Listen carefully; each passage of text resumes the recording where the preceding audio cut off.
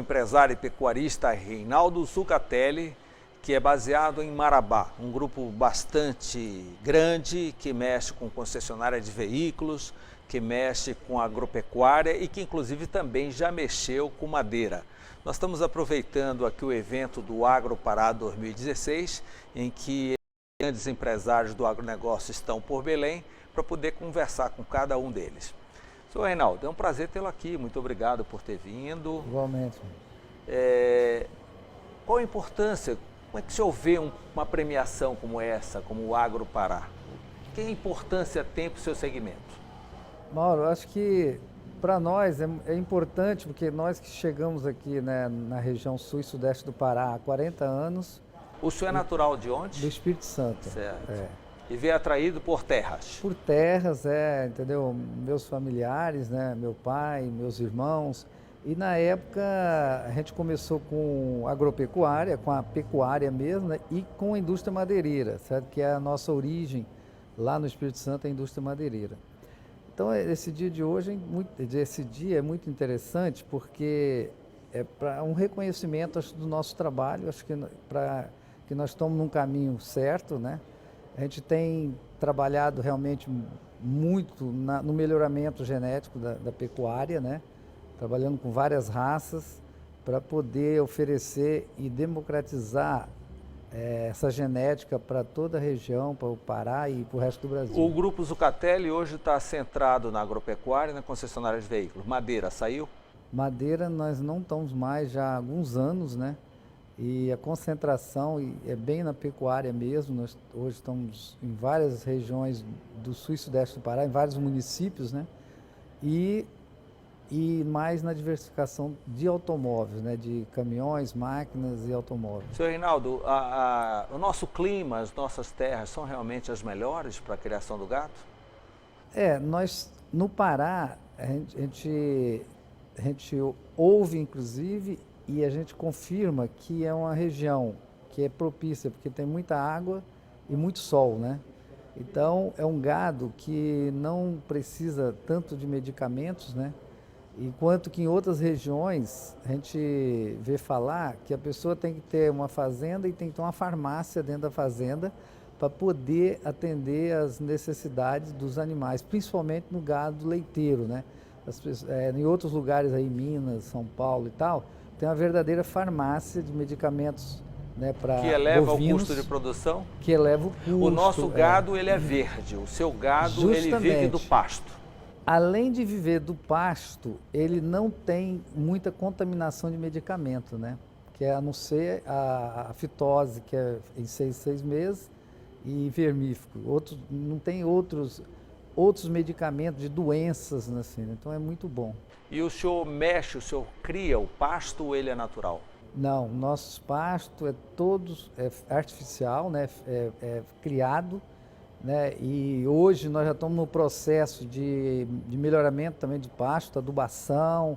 Nós tratamos hoje pasto como fosse uma lavoura de soja, de milho, tá? Porque os pastos já estão cansados.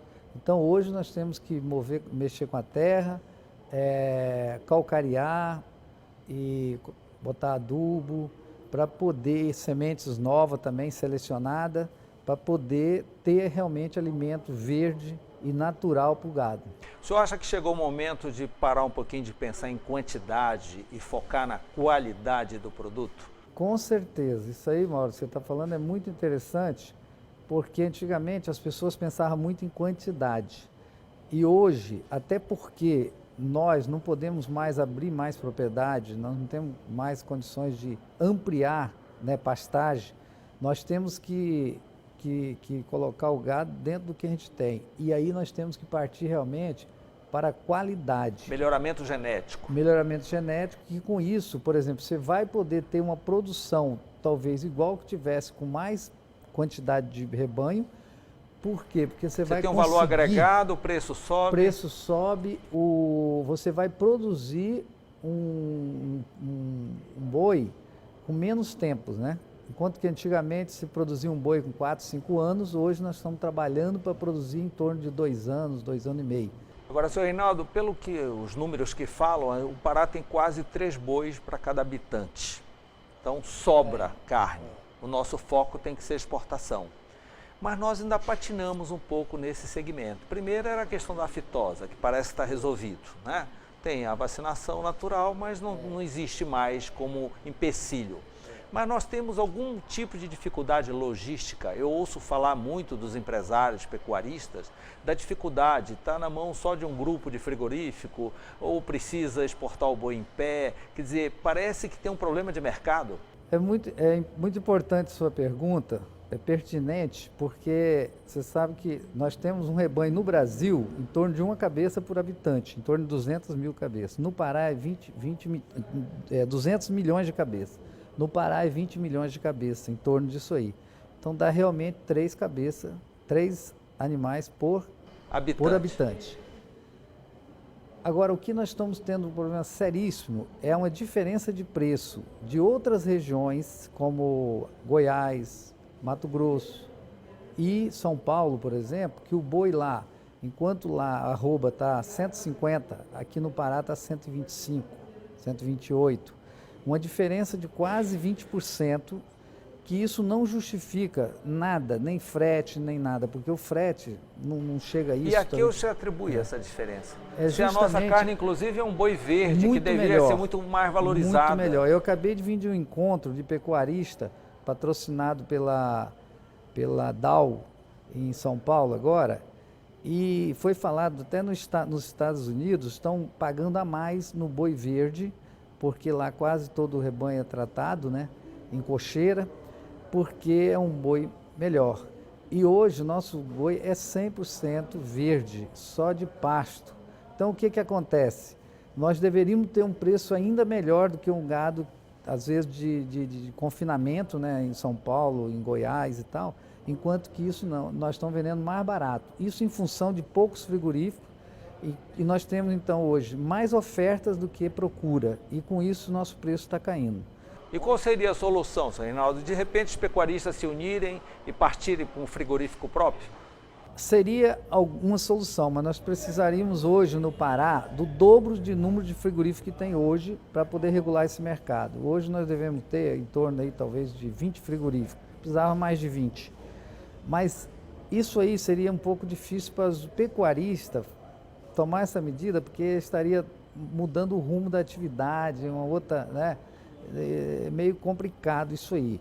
Seria atrair, primeiro, mais frigoríficos para a região, frigoríficos que hoje estão em São Paulo, em outras regiões de Minas, né, para vir para o Pará. Acirraria a concorrência entre eles e o preço aumentaria. E aumentaria, mas o que tem regulado, que a gente tem notado, que tem regulado, que nós já chegamos a exportar boi em pé quase 1 milhão de cabeça ano, né?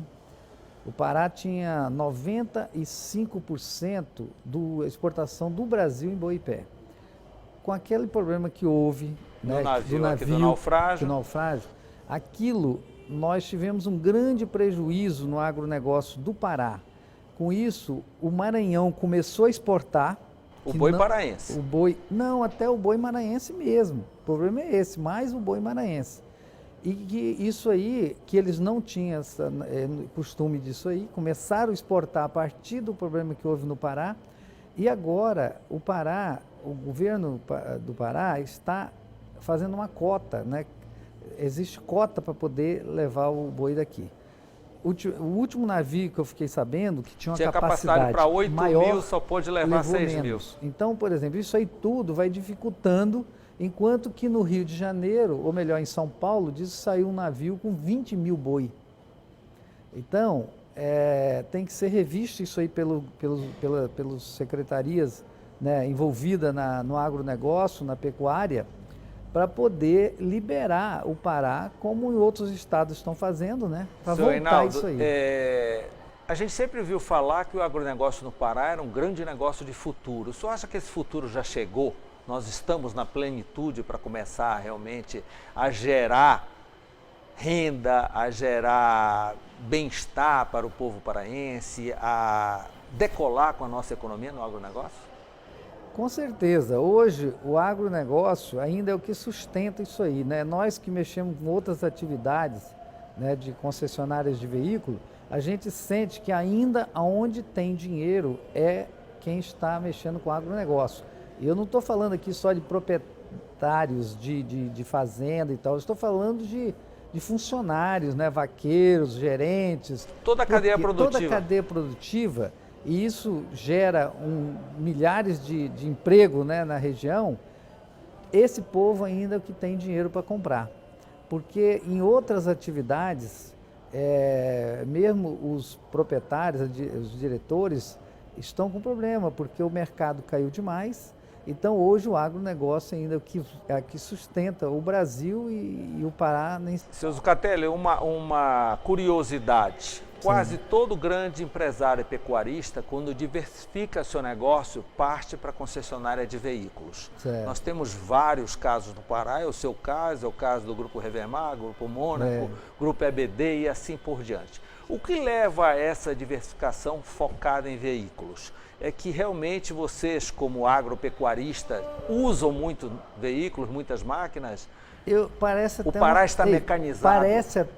Parece até uma coincidência, né? Porque, na verdade, tem muitas outras atividades muito boas, né? Mas, por coincidência, realmente, vários grupos, né, parecidos com os nossos, também estão nessas atividades. E nós talvez avançamos um pouco mais porque nós fomos para outros estados, né? Hoje nós estamos no Maranhão, no Piauí, Tocantins, Amazonas, né, em Manaus. E que eles também, pela força do agronegócio paraense, né? Sim. Então começaram a dominar a região. Justo, né? justo. Agora, o detalhe interessante é o seguinte, o foco de vocês em veículos significa que o nosso agronegócio está mecanizado, está moderno. Sim. Todos vocês usam esses veículos? Com certeza. Olha bem, hoje, igual eu falei há pouco, as fazendas que quiserem continuar, né, o pecuarista que quiser continuar no agronegócio, ele vai ter que se modernizar em termos de ter maquinário e cuidar da terra como fosse uma lavoura. Hoje, quem é lavoureiro, né, que planta milho, soja, ele cuida aquilo ali como fosse uma coisa diária, né? Ele não pode dormir porque se der uma lagarta numa lavoura, ele tem que cuidar no outro dia, porque se deixar 2, 3 dias, perde. Assim nós vamos ter que cuidar das nossas pastagens. E aí nós vamos ter que cuidar fazendo todo o processo que é feito hoje numa lavoura de soja ou de milho, vamos supor. Adubando, calcareando a terra, né, analisando a terra e usando maquinários que possam realmente dar produtividade. Certo? Bem, Marabá está bem em termos de agronegócio. Fica bem. Todo mundo esperando a Alpa, esperando o Pedral do Lourenço, mas o boi está andando. O boi anda e anda sozinho, né? Como se diz, é uma atividade que anda sozinha, porque hoje praticamente a atividade está segurando a nossa região, certo? E nós, nos últimos 15 anos, nós diversificamos também dentro do nosso negócio de pecuária, nós procuramos melhorar, além de melhorar o nosso rebanho comercial, fazendo todo o processo, né, de cria, recria e engorda, nós também temos hoje uma fazenda só fazendo melhoramento genético de 3 raças, né? Em primeiro lugar o Nelore, e depois ultimamente nós estamos mexendo também com a raça Brahma e a raça Girolando, né, fazendo o Girolando para leite, né? Então, para fornecer essa genética. Também vão entrar na área leiteira. Na área leiteira para fornecimento de animais para os fazendeiros, os colonos ali que mexem com leite, né? Seu Reinaldo, muito obrigado por essa entrevista, sucesso lá nos negócios. A gente fica feliz em saber que o sul e o sudeste do Pará estão vibrando no agronegócio e a nossa função é divulgar isso para que todos saibam. Eu que agradeço. Bom clima, bom tempo e bom boi. Justamente, eu que agradeço e que venha mais investidores para a nossa região, né, que possa realmente vir e investir na nossa região e principalmente a indústria, né, de frigoríficos, para poder a gente realmente ter um preço equilibrado com outros mercados, né? Porque hoje nós estamos realmente defasados. Muito obrigado. Eu conversei com o empresário pecuarista Reinaldo Zucatelli, titular do Grupo Zucatelli, baseado em Marabá.